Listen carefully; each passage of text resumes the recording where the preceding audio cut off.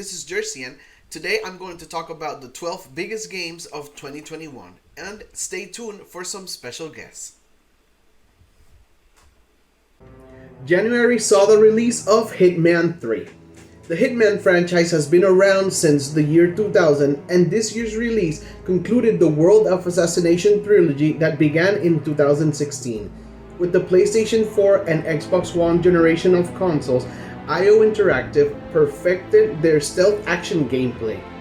Huge levels, tons of weapons, and most importantly options sprawled throughout the murder sandbox allowed Hitman 3 to excel in emergent gameplay and storytelling, making everyone's playthrough somewhat distinct from each other. Hitman 3 is available on PC, last gen and current gen Xbox and PlayStation consoles, and surprisingly, it's also on Nintendo Switch. Hitman 3 is my pick for January 2021's best game.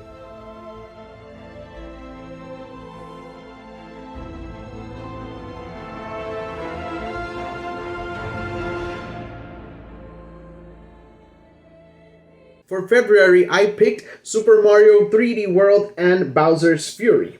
At first glance, this appears to be a port of a 2013 Wii U game, but it's not that simple. Super Mario 3D World on Switch adds online multiplayer, and additionally, the speed and timing of certain jumps has been tweaked to more modern and solid 3D Mario standards. This game is a 2-pack including an entirely new, albeit short, 3D open-world Mario adventure Bowser's Fury, where Cat Mario has to battle kaiju-sized Fury Bowser.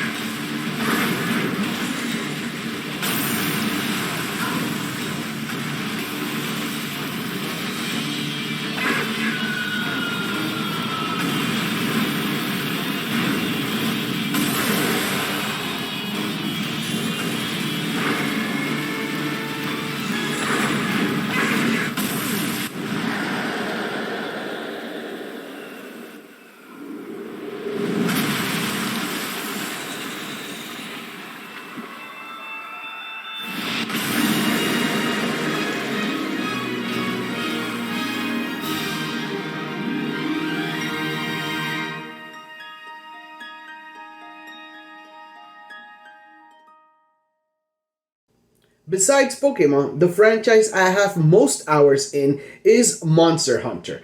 Our pick for March's best game of 2021 is Monster Hunter Rise. Monster Hunter Rise is the second game in the 5th generation of the Monster Hunter franchise. Learning lessons from 2018's Monster Hunter World and 2019's expansion Iceborne, Rise brings faster gameplay, streamlined armor and skills, new monsters, new maps, an East Asian setting, a focus on mobility, and flashy attacks via the new mechanic, the Wire Bug.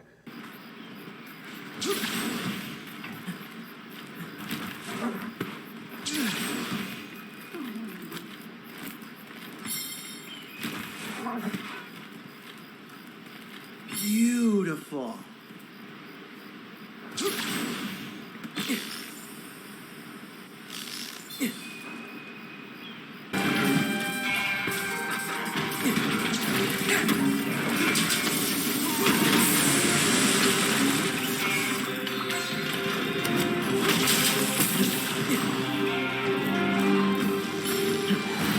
Let me show you how it's done.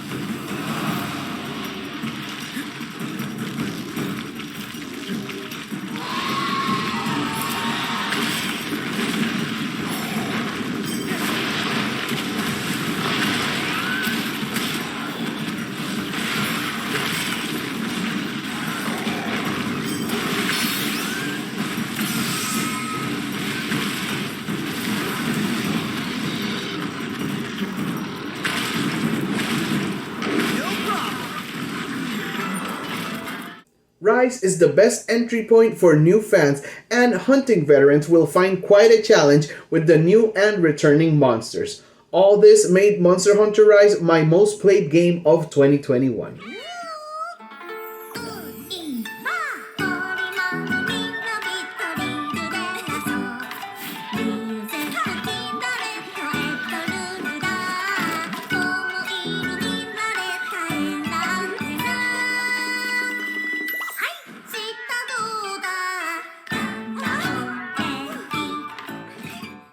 For the month of April comes a very dear and special game to my heart, Nier Replicant version 1.224744871139.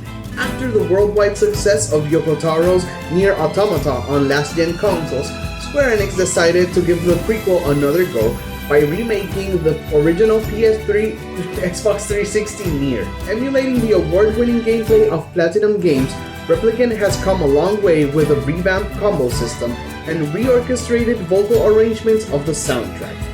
The story is as emotional as ever, and the now fully voiced game delivers those emotional moments stronger than ever. The cast shares a camaraderie that you shouldn't miss. Nier Replicant is available on PlayStation, Xbox, and PC. If you take anything from this list, please give this one a try. Hey Jercyan, thank you for having me on. Now, Resident Evil is back on 2021 with Resident Evil Village, which is really just a pun for Resident Evil 8. As a sequel to 2017 survival horror Resident Evil 7 Biohazard, Village continues the first-person perspective and protagonist Ethan Winters. Now, Village makes the best games of 2021 list because it blends everything that makes Resident Evil great into one game. Sticking to its survival horror roots, this game has some terrifying sequences, from being hunted by werewolves, vampires, and zombies, to the infamous House Beneviento. I still have nightmares of that damn baby. In typical Tyrant Nemesis fashion, it also has some of the most over-the-top bosses, navigating Lady Dimitrescu's castle while running away from her. And exploring Heisenberg's Fear Factory while he goes Magneto on you is the most fun I've had in Resident Evil in years. Add great visuals, solid gameplay, replayability, and that boulder punching bastard, and you can see why Village is part of the 2021's best game list. Back to you, Jercyan. It is June 2021. Why am I talking about a 2020 game this year? Well, I am not. I am putting the 2021 PS5 first release Intergrade episode Intermission on the list. What am I talking about? Final Fantasy VII Remake Intergrade. This is a DLC starring the female ninja Yuffie. Launched back into the gorgeously remade Midgar, I got to explore the plagues, the slums, and the Shinra building, this time with Yuffie and fellow Wutai agent Sonan. Happening concurrently with the events of the main game, Intermission gives you the look at the story from a different perspective, and has you discovering more of Shinra's evil while facing new villains. I know the PlayStation 5 is hard to get, but if you enjoyed the first game, this release is one you cannot miss. There were a lot of great games that came out in July, but my choice is one that I thought wouldn't have grabbed me the way it did. Pokémon UNITE is a game I spent over 100 hours this year playing. I play a lot of single-player games, and others where multiplayer is optional. Pokémon UNITE, however, is a 5-on-5 MOBA, similar to Dota 2 or League of Legends. The game is divided into casual, ranked, and quick battles on several different maps, and each playable Pokémon serves a role during battle. There were some concerns with some pay-to-win mechanics that have since been addressed, and more Pokemon and cosmetics are added each day. I made a video about the game on release, it's on my YouTube, check it out. Since then, the game is also now available on mobile phones. Give it a try, you've got nothing to lose, it is a free-to-play game, and I want to let you know that I enjoy playing as Cramorant and Mamoswine the best. Psychonauts 2. Psychonauts is the long-awaited sequel to the Xbox original game from 16 years ago. I never had the chance to play the original, but the second game was getting a lot of good buzz online, and of course, being a first-party title meant it was a day one release on Game Pass. It turned out to be one of the best games I played this year. For August, I picked Psychonauts 2 because I knew it was a 3D platformer with psychic powers, but I never expected a heartfelt story about dealing with narcissism, jealousy, guilt, death, and family trauma. The exploration and side missions were great too. There's a musical level about halfway through the game, and the delivery is amazing. There's a celebrity cameo that is very well earned. The game frequently updates its art style to match the situation, depending on which world you are exploring.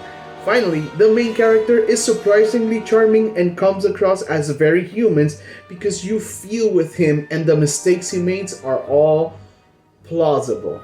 Psychonauts 2 is available not only on Xbox but also on PC and PlayStation 4. We are now in September and I've reached the part of the video where we talk about the hardest game to describe.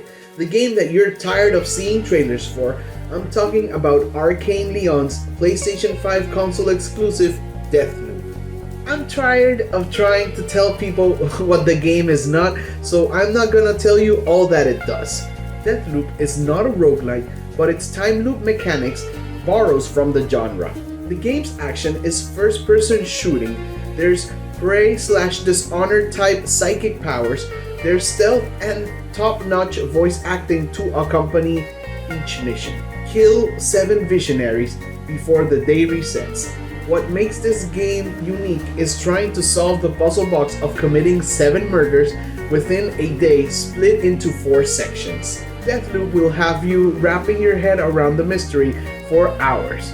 I don't remember the last game where I took out my phone and took a screenshot of the TV. The vaguely 50s/60s aesthetic and music let me vibe and dive deep into the world until I knew the island like the back of my hand.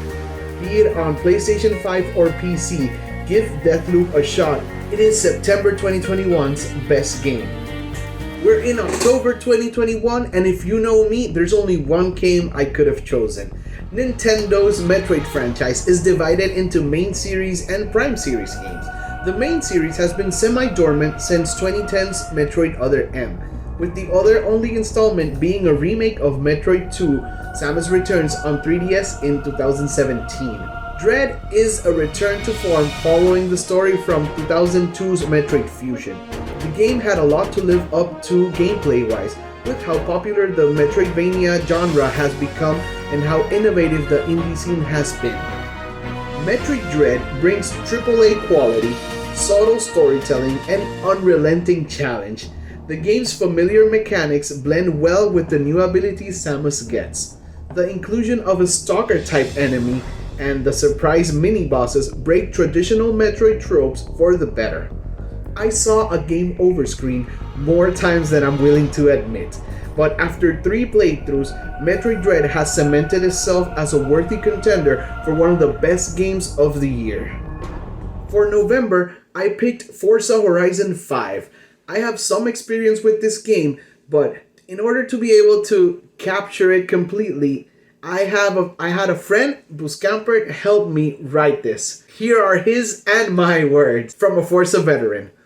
Forza Horizon 5 is the most accessible Forza yet, with options catering to complete newbies all the way up to driving enthusiasts with their racing wheel setups. Set in Mexico, the game is visually stunning with a variety of landscapes to race on, from volcanoes to jungles to beaches to 16th century architecture towns and even ancient pyramids. Forza's new tech works wonders on the weather, rendering the sun, rain, and night sky with true next-gen power. The tourist in you will enjoy familiarizing yourself with real Mexican locations realistically rendered. Forza Horizon 5 is not just another arcade driving game. The cars and driving feel have a realism that matches modern sim racers like Gran Turismo or Assetto Corsa. In this game, I found the perfect mix of simulation, rally, off-road racing, real cars, brands, and even some Lego Hot Wheel toy cars too. Forza Horizon 5 is a game for everyone and you cannot miss it. What's up guys, my name is Racer. Today I'm going to talk to you about the best game of December 2021, which is Halo Infinite. Halo Infinite is a franchise spiritual reboot using 343's new engine, which is list-based, allowing it to have new mechanics and more room for technical and creative liberties. We continue the story of Master Chief as he fights the Vanish and unveils secrets of Zeta Halo, visions of Cortana leading to her death, and a tease of what is coming in the future. The game features a semi-open world campaign with side missions and collectibles that serve as world building. Contrary to past games, Halo Infinite's multiplayer is free and is also available for last gen and current gen Xboxes and PC, increasing the player pool across playlists. So far, the multiplayer has had positive reception from the fans, but also constructive feedback around the experience earned per game, challenges, battle pass, and the score. Halo Infinite is one of my favorite Halos, and I can't wait for what is to come in the coming future. Thanks again to Raystryder, my friend Buscampert, and Razor for your contributions. Those were my 12 picks for the best games of 2021. But are you wondering which one is my favorite? Well, after going through the list and thinking about my experiences, Nier Replicant takes the winner this year. Thank you for watching this video. Like and subscribe. Leave me a comment. What was your favorite game of 2021?